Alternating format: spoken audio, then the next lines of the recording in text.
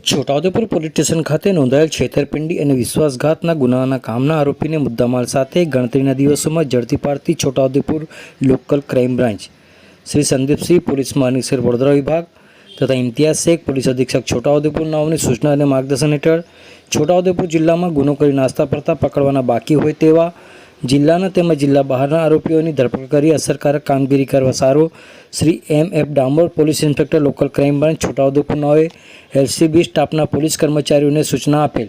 જે અન્વયે આજરોજ છોટાઉદેપુર પોલીસ સ્ટેશનમાં દાખલ થયેલ વિશ્વાસઘાત અને છેતરપિંડીના ગુનામાં સંડોવાયેલ શકદાર ઈસમની તપાસમાં હતા. દરમિયાન અમોને અંગત બાતમીદાર થકી બાતમી હકીકત મળેલ, જે સદર છેતરપિંડીના ગુનામાં વડોદરા ખાતે રહેતા સતીશભાઈ અંબાલાલ જાદવ રહેવાસી બાપોદ કુસણકુંજ બુડાના મકાનમાં વડોદરા શહેર વડોદરાનાઓ સંડોવાયેલ છે અને સદર ઈસમ દારૂની હેરીફેરી તથા ચીટિંગ કરવાની ટેવવાળો છે અને તે દારૂ લેવા સારું તેની Bajaj Pulsar motorcycle number GJ06 QN 7154 લઈને તેજગઢ જોત થઈને MP કટીવાળા તરફ જનાર છે તેવી મળેલી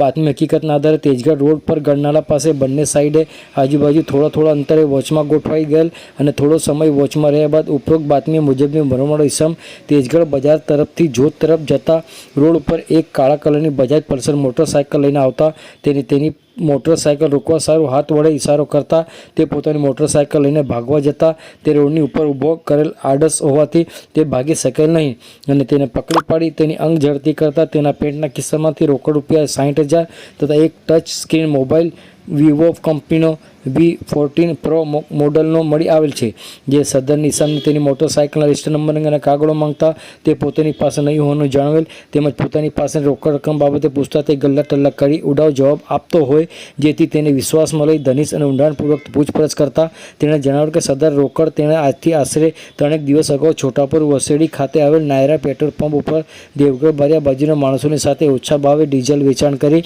તેઓને ડીઝલ ભરાવવા બોલાવેલ અને તેઓની પાસેથી રોકડ રકમ 1 લાખ પડાવી લઈને ચીટિંગ કરી પોતાની ઉપરોક્ત મોટર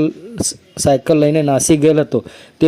પૈસા પોતાની પાસે હોવાનું જણાવ્યું. સદર પૈસાથી તે દારૂની ખરીદી કરવા જતો હોવાનું જણાવ્યું. ઈસમને પકડાઈ BNS કલમ 35(1) જે મુજબ અટક કરી કાયદેસરની કાર્યવાહી કરી છોટાઉદેપુર પોલીસ સ્ટેશન ખાતે સોંપવામાં આવેલ છે.